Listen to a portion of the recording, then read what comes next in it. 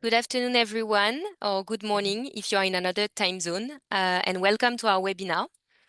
So my name is Inès Gentil. I'm a project officer at EU Disinfolab. While we are waiting for a few more participants to join, a quick reminder that the registration for the EU Disinfolab annual conference taking place in Ljubljana in October is now open, still open, so you can get your tickets directly on our website. Starting with two short polls now. Yes, we'll start with this slide. So if you can tell me where you are joining us from today by replying to the poll.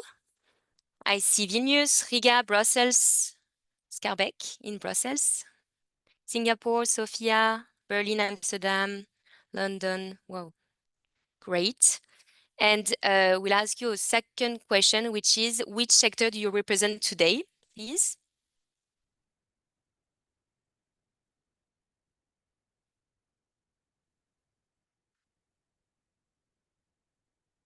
NGOs, academia, business. Okay, great.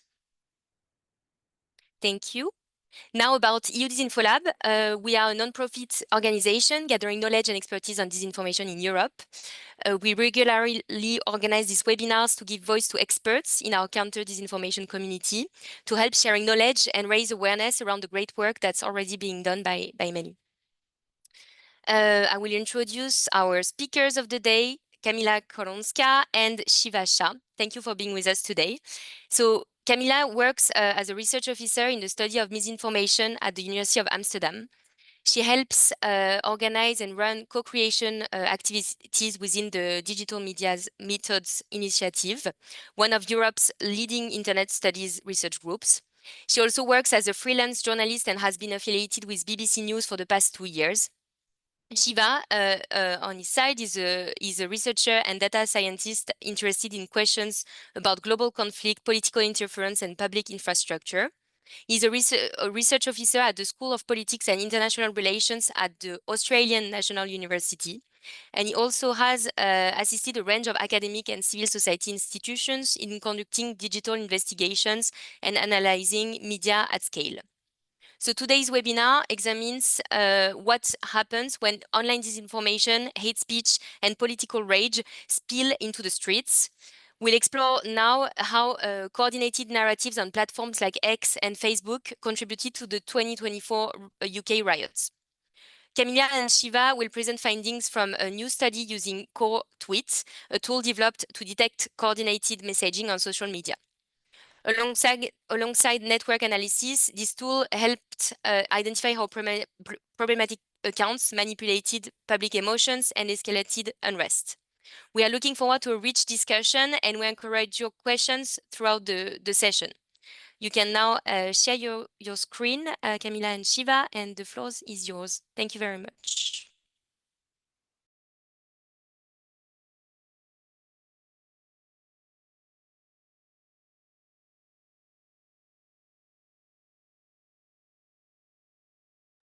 Sorry, just a moment. I need to set this up.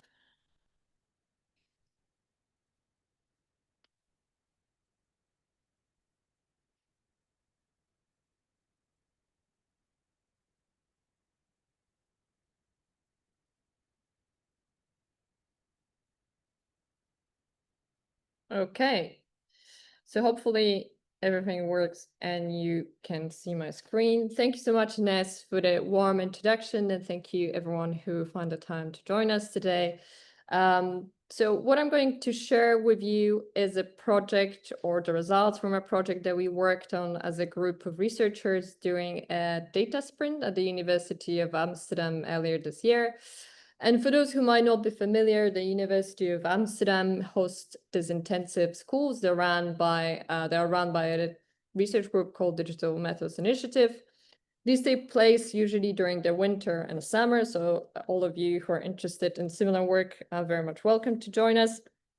And these schools allow participants to actively work on a variety of hands-on and empirical research projects. Some of them, some of you could design their own, but others can just join existing projects they'll be running at each of these schools.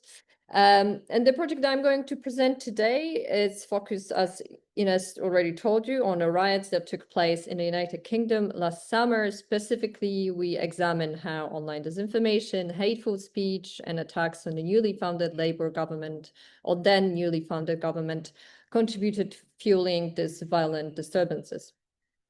And for those of you who missed it, these riots took place in England and Northern Ireland. They started on July the 30th and lasted until August the 5th.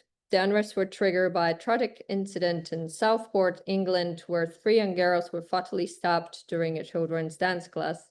And in the aftermath, numerous false reports circulated online, primarily about the identity of the attacker. Misinformation claiming that the perpetrator was an asylum seeker quickly gained traction, fueling violent anti-immigration protests, as I mentioned, throughout England and Northern Ireland. And in the aftermath, hundreds of people were arrested and charged. And interestingly, and I'm sure it's interested to those of you who join us, some of these charges were related to the misuse of social media and other online activities. So here, what you can see, we try to recreate a timeline that attempts to map the circulation of these false claims. All of this information is based on the existing media reports. So right after the attack, very little was known, only the attacker's age and the place of birth. His parents were reported to be from Rwanda, but where there was no mention of his religion whatsoever.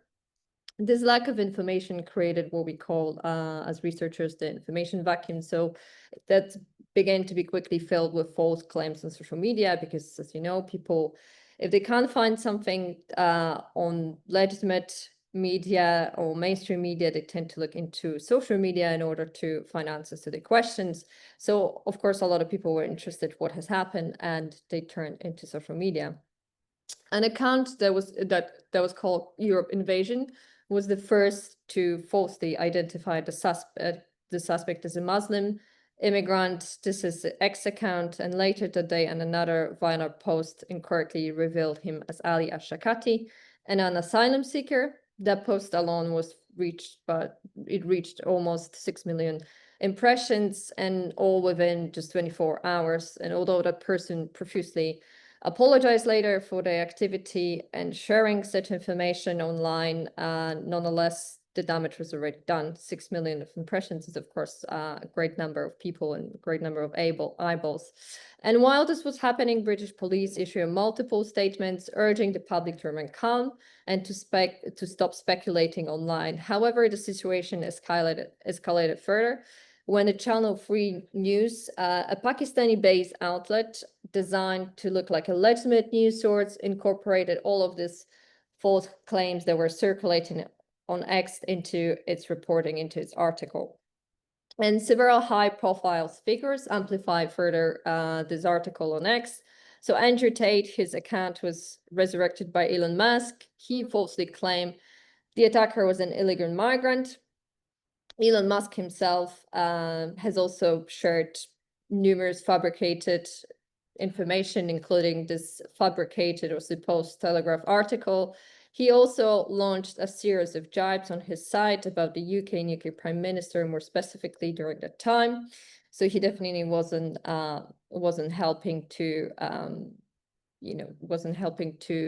reduce the spread of misinformation. Then also we had, and you can see it towards the end, if we're moving towards the end of this timeline, individuals like the Tommy Robinson, the founder of the EDL, the far-right organization operating in England. He was present in the mix as well and helped to further spread it and amplify the misinformation. This resulted that on the evening of the 30th of July, 2024, the same evening, actually, that the vigil was held for the victims of this attack, hundreds of protesters gathered outside Southport Mosque. And this gathering very quickly turned violent, and similar other events have followed in other cities across England and Northern Ireland. And in a response to this perfect storm, the traditional or legacy media, if you like, began to ask questions, some of which were not entirely new, in a sense that they had pertained to the very nature of how the big social media platforms operate. So people wanted to know, for example, how did misinformation about the attack in Southport spread so quickly? How did high-profile figures like Andrew Tate, Elon Musk contribute to the spread of misinformation? And what role did social media platforms play in amplifying both misinformation and anti-government sentiment? So we thought that these questions were all very legitimate and very useful for us. Nonetheless, we decided to reword them slightly and create our own research questions that we knew we could be able to answer using digital and other methods. So we specifically were interested in knowing whether we can observe any coordinated inauthentic behavior among the far right and affiliated groups who were discussing these riots online. How did these influencers networks on Facebook and X work together to criticize the government's response at the time? And to what extent do far-right supporters associated with the English Defence League, the EDL, engage in CAB, if at all? And now it's probably a useful moment to explain some of this terminology that was used to create these research questions. So let's start with these influencers, because it's, of course, an easy one. The term was used in reference to these riots first by Mark Owen Jones. He's an associate professor of media analytics at the Northwestern University of Qatar. He was quite vocal himself on social media, posting a lot about the online disinformation surrounding the riots then. But in one of his interviews, he referred to Elon Musk as a disinfluencer in chief, so someone who has a substantial following on social media yet participates in spreading falsehoods. And this is the term. So whenever you hear me saying disinfluencers, this is what was meant in our research by it. And coordinated inauthentic behavior. So I'm sure some of you who study this information, they're very much familiar with. The term was first coined by Meta, but broadly, it's a technique used to deliberately game platform algorithms on social media. It often involves collaboration of different accounts to create the illusion of a widespread support of dissent. And this collaboration or synchronization, as it's also sometimes called, is often deduced with time intervals. So the smaller the time delta between the posts, the higher the probability from synchronization. So you can imagine that if I post something and Shiva, my colleague who will be presenting later, posts something a minute after that is exactly an exact copy of what I've just posted, then the probability that we've coordinated this activity is higher than otherwise would be. So CIB is commonly used in marketing campaigns, but that also includes disinformation campaigns. And in the latter, so yeah, it's worth remembering that it doesn't always has to be malicious CIB. So coordinated behavior, it's used by different legitimate outlets in order to amplify certain content. But in the latter case, in the case when it's used for spreading disinformation, it refers to the deliberate use of inauthentic accounts, bots, or deceptive practices by individuals or groups in order to manipulate public discourse, amplify specific narratives, mislead, and generally mislead the audience. And a little bit about how we collected the data. So I know it's a very hot topic now, how do people get the data from social media in general? So we obtain the data from two platforms, X and Facebook. We managed to get the Facebook data set shortly before Meta phased out CrowdTangle. So it's, for those of you who don't know it, that this was this flagship research tool from Facebook that was phased out in April last year.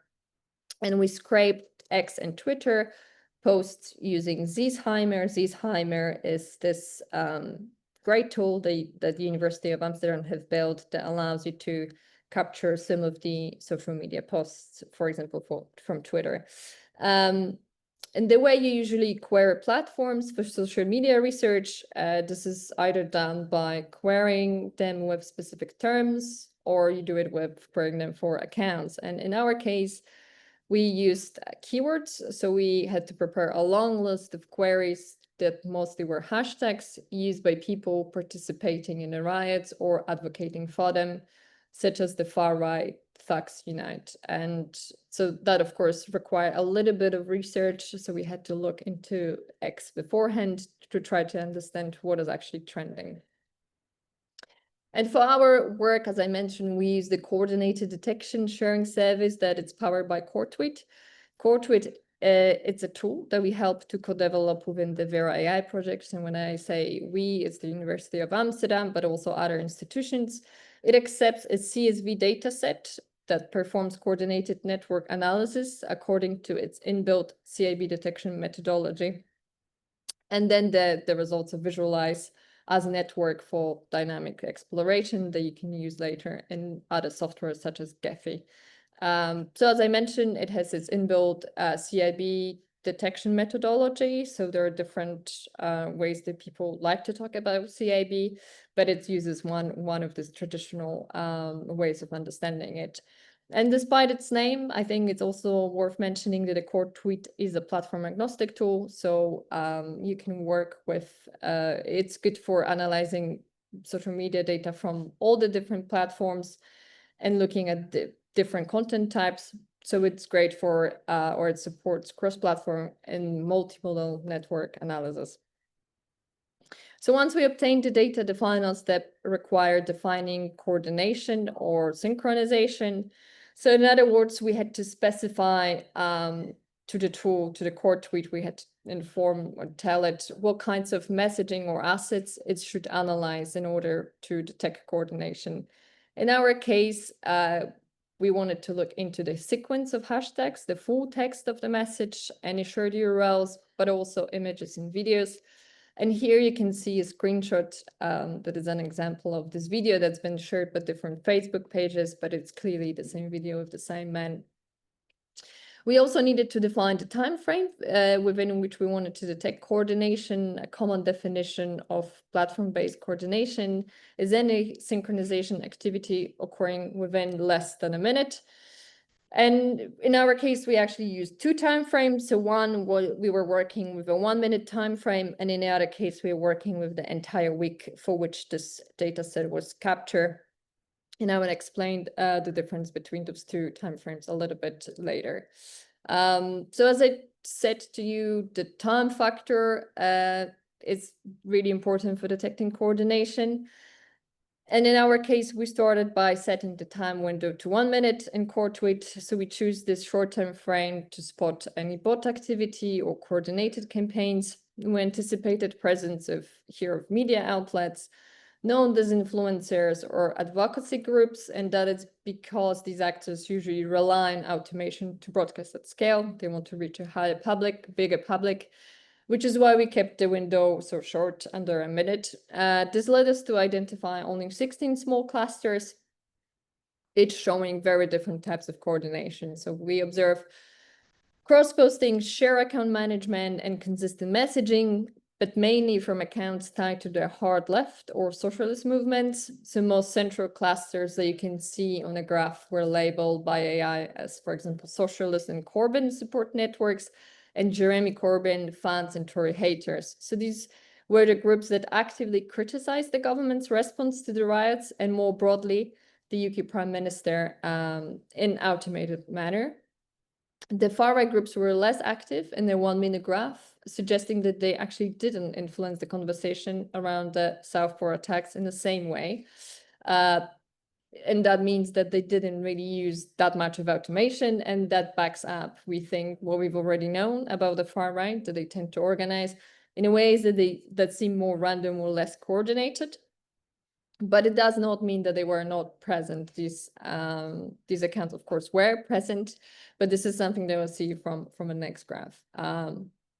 So talking a little bit more about the far left accounts, we see some evidence, although not major, for them for using amplification tactics such as cross-posting across multiple public Facebook groups, the use of templated messages and share group administration. And again, here you can see on this graph quite clearly how this running multiple different Facebook pages in order to post similar messaging was done. What was most interesting, that despite engaging in what could be recognized as a form of campaign activism, as these groups were opposing and criticizing the far-right mobilization of the riots, These groups have served as platforms also for coordinated anti-government criticism, specifically targeting the current Prime Minister Keir Starmer. So although the criticism was coming from the left, it also had a flavor, you can say, of a far-right rhetoric itself that was surrounding the riots then. So we observed that the coordinated use of hashtags like time for change and time for changes now echoed the group rhetoric employed by the far-right groups that were united at the time under the enough is enough hashtag, calling for a drastic cultural and governmental change. And in the later stages of our analysis, we focus on 1 week time window to capture less synchronized but equally significant activities amplifying the anti-government narrative.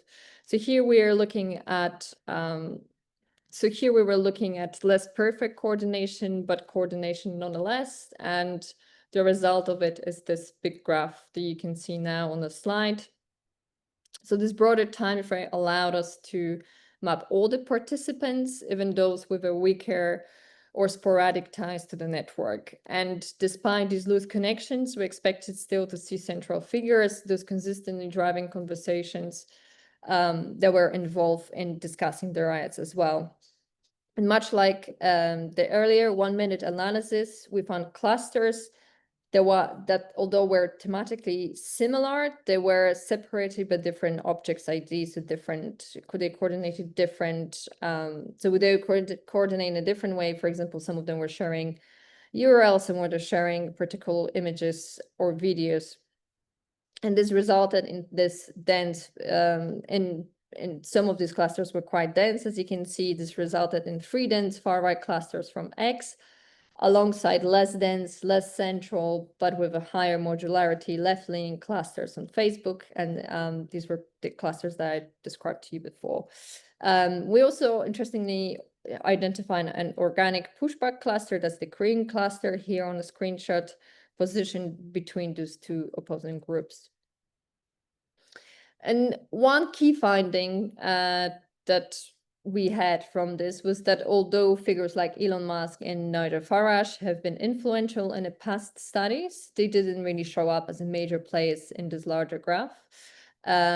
This is likely because they weren't actively sharing content linked to far-right hashtags at the time. So however, so although they were present in these discussions, this is just the different way that they were engaging. So our analysis shows that while they refer to the violent disruptions as protests and frame them as genuine expressions of genuine anger in British communities, they didn't use the same tactics as those more closely tied to the far right or nationalist groups. And instead, that work, interestingly, was done by those anonymous accounts, as you would imagine, or the so-called citizen journalists.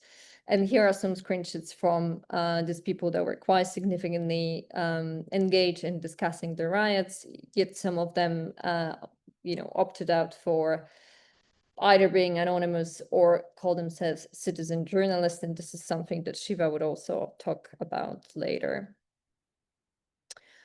And so, yeah, a little bit more on the anonymous accounts that were mixed in the fold, that were pushing the conversation further.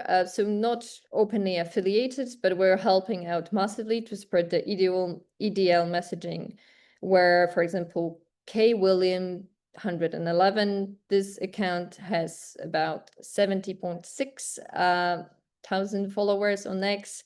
And there are also this other account, James B, that has been since moderated, so I can't really show you how many followings that account had. So they both appear as an important nodes on the big graph. There I just showed you are coordinating well with people like Tommy Robinson. But unfortunately, we had no means of telling really who was behind these 2 accounts. And another quite interesting case was this anonymous account called 2Tier2 that was created shortly after the violent protests have started. So it quickly became active in spreading content related to the event, although it just been created after a few days after the event. It didn't have a massive follower account, and that behavior on Twitter could be recognized as or classified as inauthentic as well. Interestingly, while that account discusses often anti-Semitism and social justice, it also exhibits anti-Muslim bias, frequently resharing posts commonly found on far-right, openly anti-Semitic accounts feed. And now Shiva would talk a little bit more about the methodology and all the things that went into basically structuring our empirical work. So I'll stop sharing, and Shiva, you can take it from here.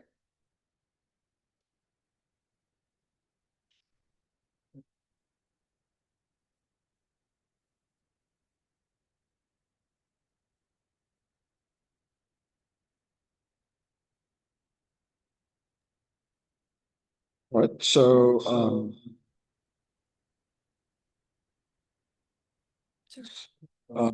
yeah. So this section will walk through exactly how we went about identifying the accounts. Shiva, sorry, there is an echo when you speak. So initially assess the account's inauthenticity using the approach typically used in such investigations. So the largest nodes of accounts by examining their social media presence, identifying key patterns in their overall activity, whether they've been present in past cases.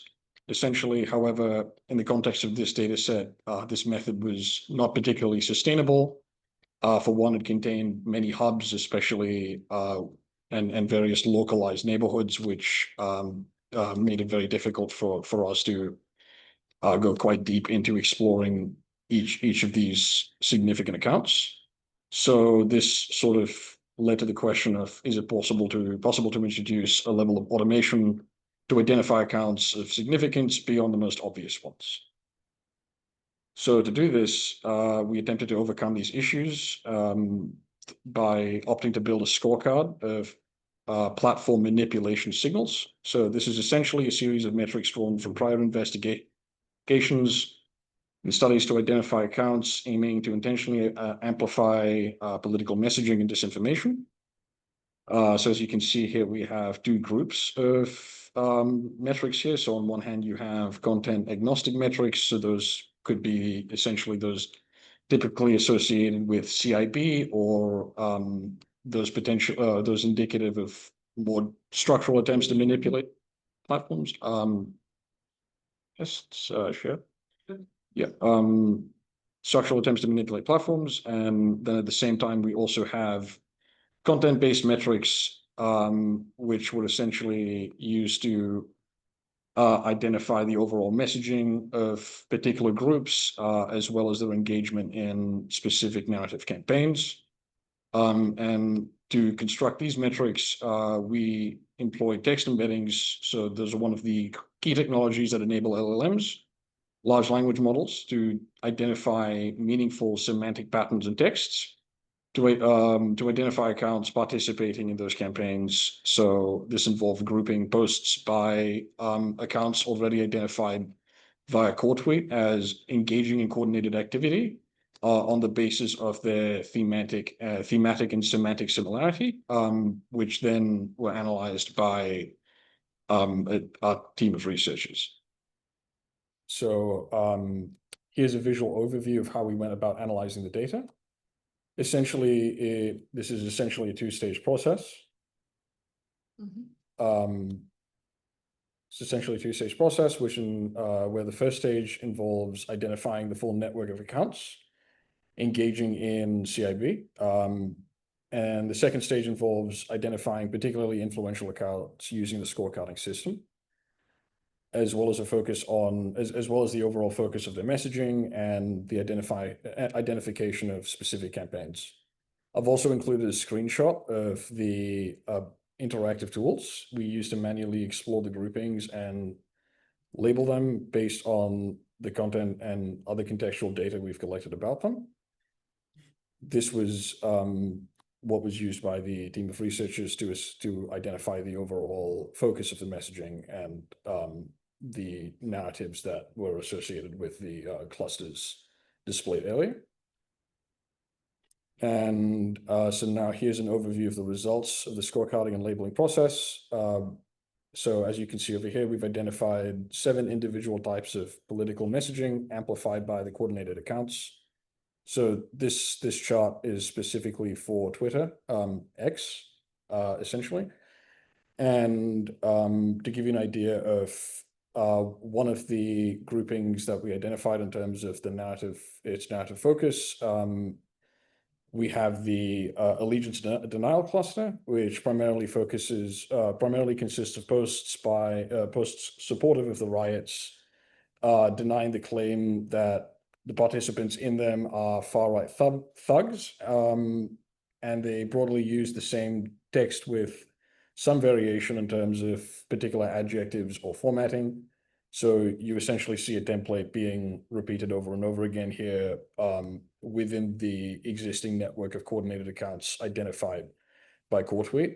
And you can see similar behavior within the context of the policing criticism cluster, which negatively frames police intervention here in regards to the riots with similarly formatted posts and hashtags. And the table below contains a sample of some of the accounts that scored particularly high on the content agnostic metrics. And this sort of goes into what Camilla was discussing earlier in terms of, while we do see a few typical disinfluences, we also see some of the more localized hubs emerging over here as well, where those accounts were particularly influential within the context of this event. And finally, here's a snippet of the final outcome, of this process. So this is one of the visualizations that we produced, essentially summarizing the dynamics of the network identified by CooRTweet on X. So these clusters are labeled by the types of messaging amplified by them, as you can see, and you can also, it's not particularly visible on this slide. The graph also displays the accounts of particular significance identified from the scorecarding process, as well as the overall engagement it received. And yeah, so that is essentially the methodology employed to reach the findings that we have, and that's all we have for today. Thank you very much. Thank you very much. That was all from us.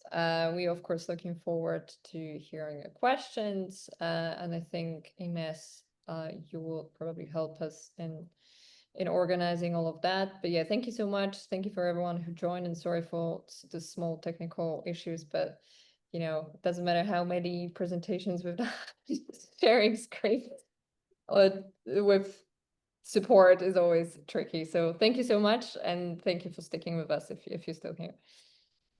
Thank you very much, both of you. Very insightful presentations. We can hear. Okay, great.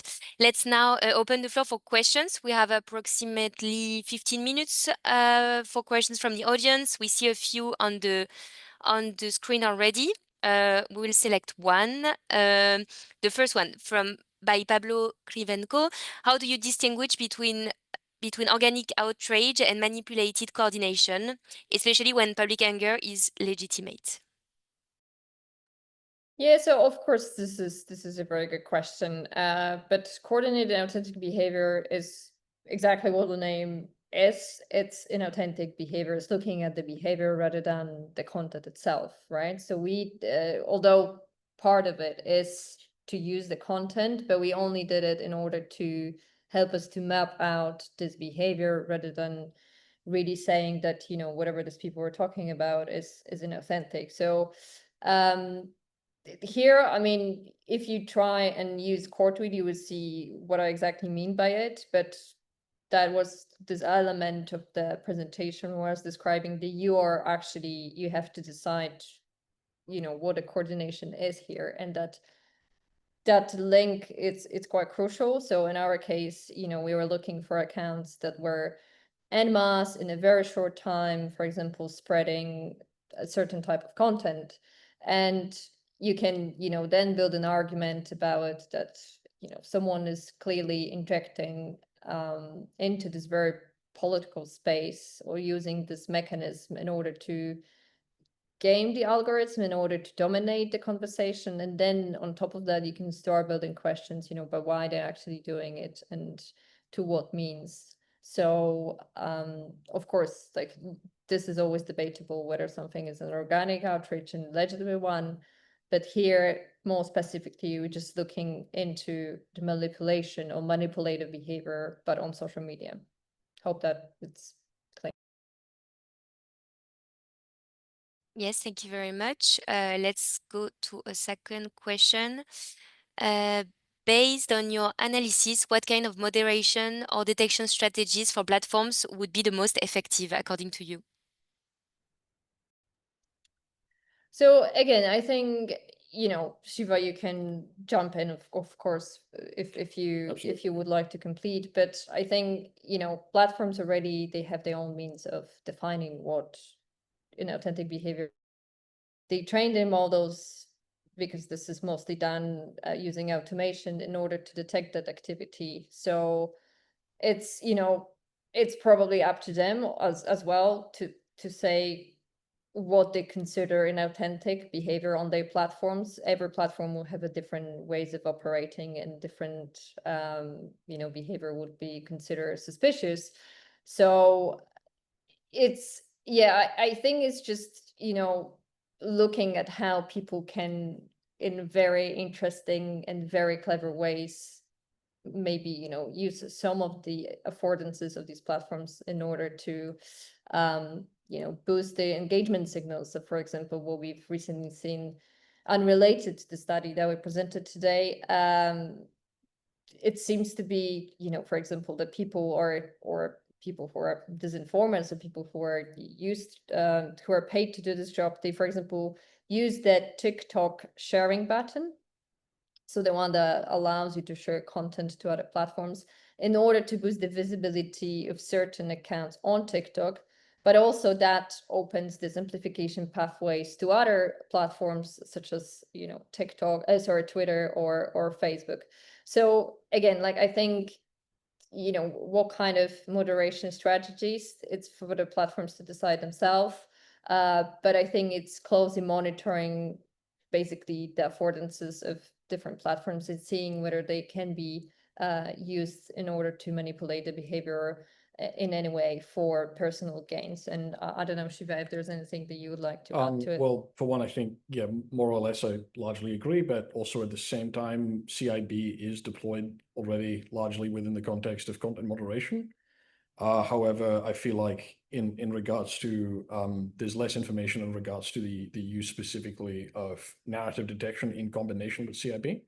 So that may be a potential avenue to be explored in this context as well. Okay, thank you very much. Now let's switch to another question. What type of data sources fed into your analysis? Social scraping, platform APIs, OSINT tools? How did you ensure accuracy when identifying key moments of escalation and attributing narratives to specific actors?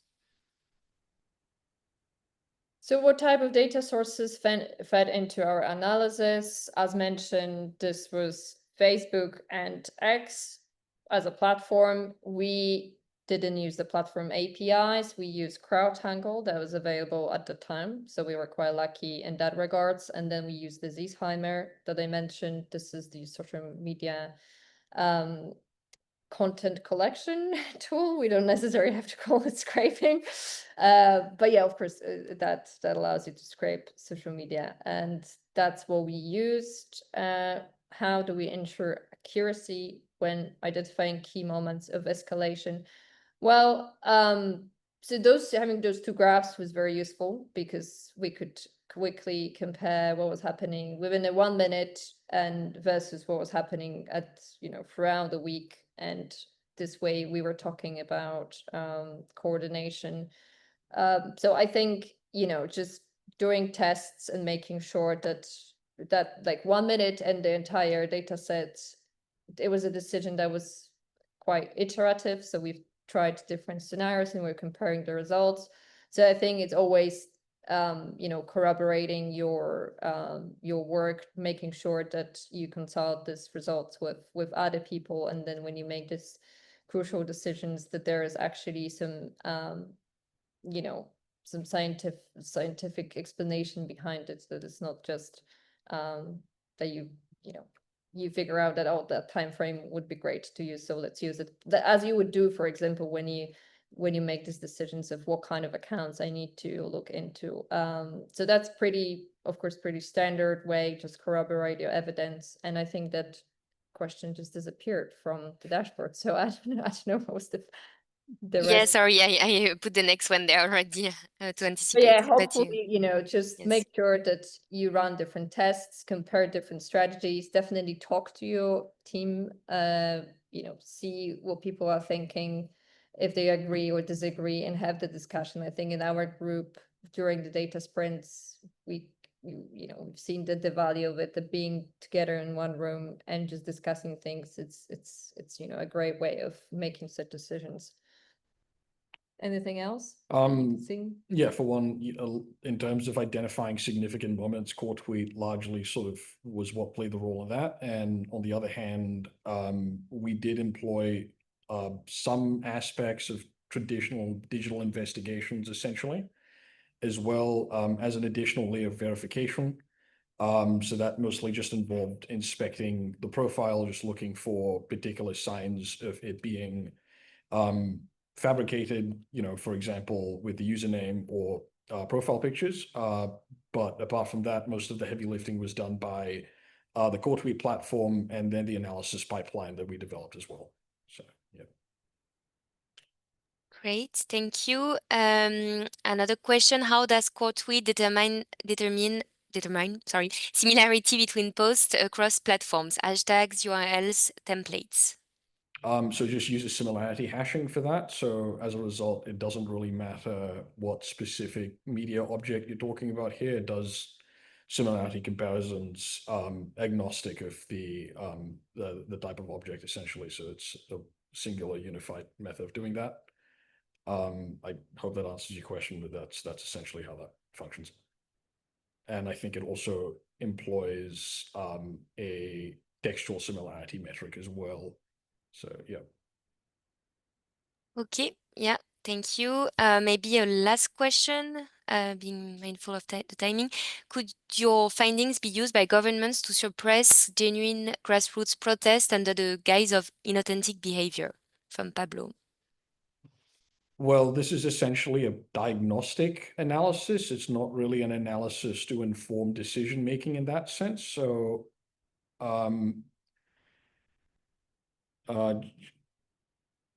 yes, that's essentially the way I see it in this context. So, no, this is not necessarily meant to inform decision making in that way, but more to retrospectively evaluate how campaigns are coordinated to assist in improving decision making in the future. And the process did include verifying, you know, at various different levels, whether the accounts were in fact inauthentic, especially starting from the beginning with the use of CooRTweet and then through the analysis pipeline. But yeah, also one thing to add, you know, I mean, the government can always go on about and say that whatever is happening on the streets is not legitimate, as we've seen in some countries, especially this year. But what we're talking about is, you know, basically something that falls into the remit of social media platforms. So they have a means of, I mean, it's in their remit to make a decision whether something is inauthentic or not. And of course, we study it because it's interesting for us to understand how this information spreads and how these networks operate. But ultimately, we're talking about something that's happening online, and of course, it has results then in the real world. But you know, I mean, I don't. I mean, with exception of a few countries, I don't really see a government coming in to a platform and saying, "Oh, you have to, you know, go after this because this is inauthentic behavior." Yes. Thank you. It's time to wrap up our discussion for today, but I would like to thank you very much, Camila and Shiva, for your presentation, and as well to my colleagues, Maria and Heini behind the scenes, and as well to our audience for staying until the very end. Let me announce our upcoming webinars now, if the slide appears. Yeah. So one on the 12th of June, reclaiming our narratives, practical strategies for countering identity-based disinformation. And one on the 19th of June, fighting disinformation to safeguard freedom of expression, the legal obligations of governments. So don't forget to register if you're interested in the topics. Another reminder that the recording of the webinar will be available on YouTube, our YouTube channel very shortly. And yeah, thanks again to everyone. And we hope to see you soon in our future webinars and in person at our annual conference in Ljubljana in October as well. Have a good day and bye-bye. Thank you. Have a good day. Thank you so much. Bye.